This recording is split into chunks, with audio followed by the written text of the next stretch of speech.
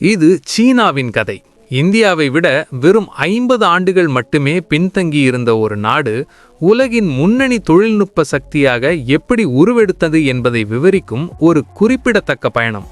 ஒரு காலத்தில் வறுமை, பசி மற்றும் பின்தங்கிய நிலையால் பீடிக்கப்பட்டிருந்த ஒரு நாடு இன்று அதிநவீன தொழில்நுட்பத்தில் உலகை வழிநடத்துகிறது. இந்த மாற்றம் ஒரே இரவில் நிகழ்ந்துவிடவில்லை. இது ஒழுக்கம், தொலைநோக்கு பார்வை, கடினமான முடிவுகள் மற்றும் அயராத கடின உழைப்பின் விளைவாகும்.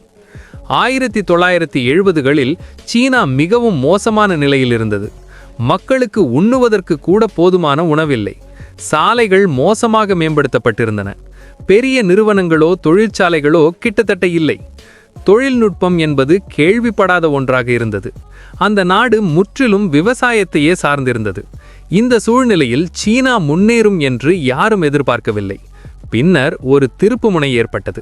சீன தலைமை நாட்டை மாற்றத்தை நோக்கி வழிநடத்த முடிவு செய்தது. நாட்டின் வளர்ச்சி உலகத்துடன் இணைக்கப்பட வேண்டும் என்பதை அது உணர்ந்தது. இந்த எண்ணத்துடன் சீனா தனது பொருளாதாரத்தை உலகிற்கு திறந்தது. அது வெளிநாட்டு முதலீட்டை அனுமதித்தது. உலகளாவிய நிறுவனங்களுக்கு சீன சந்தையில் நுழைவதற்கான வாய்ப்பை வழங்கியது. இந்த முடிவு சீனாவின் எதிர்காலத்தை முற்றிலுமாக மாற்றியது. வெளிநாட்டு நிறுவனங்கள் வந்து தொழிற்சாலைகளை கட்டின. வேலை வாய்ப்புகள் அதிகரித்தன. லட்சக்கணக்கான மக்கள் வேலைக்கு அமர்த்தப்பட்டனர். சீனா படிப்படியாக உலகின் தொழிற்சாலையாக மாறியது. உலகின் பல பொருட்கள் சீனாவில் தயாரிக்கப்படத் தொடங்கின. ஆரம்பத்தில் சீனா மற்ற நாடுகளை பின்பற்றியது.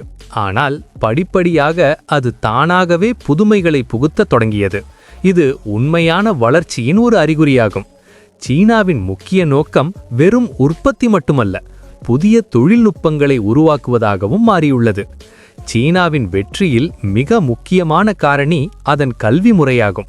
சிறு வயதிலிருந்தே கடின உழைப்பின் மதிப்புகள் குழந்தைகளுக்கு ஊட்டப்படுகின்றன. மாணவர்கள் ஒரு நாளைக்கு 10 முதல் 12 மணி நேரம் படிப்பதற்காக ஒதுக்குகிறார்கள். இது அசாதாரணமானது அல்ல, ஆனால் சீனாவில் இது கிட்டத்தட்ட ஒரு விதியாகவே உள்ளது. அரசாங்கமும் கல்வியில் பெருமளவில் முதலீடு செய்கிறது. குறிப்பாக அறிவியல், தொழில்நுட்பம், பொறியியல் மற்றும் கணிதம் போன்ற துறைகளில். இதன் மூலம் ஒவ்வொரு ஆண்டும் லட்சக்கணக்கான பொறியாளர்கள் உருவாக்கப்படுகிறார்கள். இந்த பெரிய தொழில்நுட்ப மனிதவளமே சீனாவின் வளர்ச்சிக்கு பின்னால் உள்ள முக்கிய சக்தியாகும். சீனா நுகர்வோரை மட்டும் உருவாக்கவில்லை, அது படைப்பாளிகளை உருவாக்குகிறது. இது ஒரு மிக முக்கியமான வேறுபாடு. இதனால்தான் சீனா புதிய தொழில்நுட்பங்களை மிக விரைவாக உருவாக்க முடிகிறது. இப்போது சீனாவின் நவீன கண்டுபிடிப்புகளை பார்ப்போம். முதலாவது, கையை அடையாளம் காணும் தொழில்நுட்பம் மூலம் பணம் செலுத்துதல். சீனாவின் பல இடங்களில் ரொக்க பணம் இனி தேவையில்லை. உங்கள் கையை ஸ்கேன் செய்வதன் மூலமே பணம் செலுத்தலாம். இது வேகமானது, பாதுகாப்பானது, மேலும் நம்மை எதிர்காலத்தை நோக்கி அழைத்துச் செல்கிறது. இரண்டாவது, ஓட்டுநர் இல்லாத புல்லட் ரயில்கள். இந்த ரயில்கள் மணிக்கு 350 கிலோமீட்டர் வேகத்தில் பயணிக்கின்றன. இதைவிட ஆச்சரியமான விஷயம் என்னவென்றால், அவை ஓட்டுநர் இல்லாமல் இயங்குகின்றன. அவை முற்றிலும் தானியங்கி அமைப்பு மூலம் கட்டுப்படுத்தப்படுகின்றன. இது போக்குவரத்து துறையில் ஒரு புரட்சிகரமான மாற்றமாகும். மூன்றாவது, ரோபோ காவல்துறை. சீனாவின் சில பகுதிகளில் ரோபோக்கள் காவல்துறையாக செயல்படுகின்றன.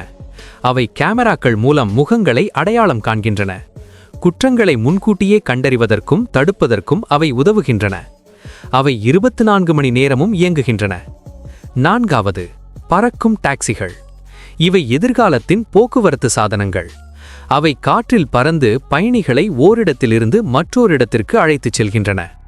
போக்குவரத்து நெரிசல் சிக்கல்களை குறைப்பதில் அவை முக்கிய பங்கு வகிக்க முடியும். ஐந்தாவது, செயற்கை சூரியன். இது மிகவும் ஆச்சரியமான கண்டுபிடிப்புகளில் ஒன்றாகும். இது அணுக்கரு இணைவு தொழில்நுட்பத்தின் அடிப்படையில் செயற்படுகிறது. எதிர்காலத்தில் மகத்தான சக்தியை வழங்கும் ஆற்றல் இதற்கு உள்ளது. இப்போது முக்கிய கேள்வி என்னவென்றால், சீனாவும் இந்தியாவும் ஏறக்குறைய ஒரே நேரத்தில் சுதந்திரம் பெற்றிருந்த போதிலும் சீனா எப்படி முன்னேறிச் செல்ல முடிந்தது? இதற்கான முக்கிய காரணம் தொலைநோக்கு பார்வையும் ஒழுக்கமும் தான். சீனா தனது இலக்குகளை தெளிவாக வரையறுத்துள்ளது. அது உற்பத்தி, உள்கட்டமைப்பு, கல்வி மற்றும் தொழில்நுட்பம் ஆகியவற்றில் கவனம் செலுத்தியுள்ளது. அது விரைவாக முடிவுகளை எடுத்துள்ளது. அவற்றை செயல்படுத்துவதும் அதே வேகத்தில் செய்யப்பட்டுள்ளது. சீனா மிகப்பெரிய அளவில் உள்கட்டமைப்பை உருவாக்கியுள்ளது. அகலமான சாலைகள், அதிவேக ரயில் வலையமைப்புகள், ஸ்மார்ட் நகரங்கள், பிரம்மாண்டமான பாலங்கள் இவை நாட்டின் வளர்ச்சிக்கு அடித்தளமிட்டுள்ளன. இந்தியாவிலும் மகத்தான திறமை உள்ளது. இந்திய மாணவர்கள் மிகவும் புத்திசாலிகள். ஆனால் கல்வி முறையில் ஏற்றத்தாழ்வுகள் உள்ளன. எல்லா பகுதிகளிலும் சமமான வசதிகள் இல்லை. இது வளர்ச்சிக்கு ஒரு தடையாக இருக்கிறது. சீனா ஒரு நீண்டகால தொலைநோக்கு பார்வையுடன் முன்னேறியுள்ளது. அது செயற்கை நுண்ணறிவு, ரோபோட்டிக்ஸ், விண்வெளி தொழில்நுட்பம் போன்ற துறைகளில் பெருமளவில் முதலீடு செய்துள்ளது. அது எதிர்காலத்தை கருத்தில் கொண்டு திட்டங்களை வகுத்துள்ளது.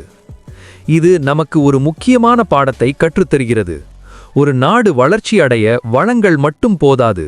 இதற்கு கடின உழைப்பு, ஒழுக்கம் மற்றும் சரியான திசையில் நீண்டகால திட்டமிடல் தேவை. இந்தியாவுக்கும் அதே ஆற்றல் உண்டு. அதனிடம் இளைஞர்களின் சக்தி இருக்கிறது. அதனிடம் திறமை இருக்கிறது.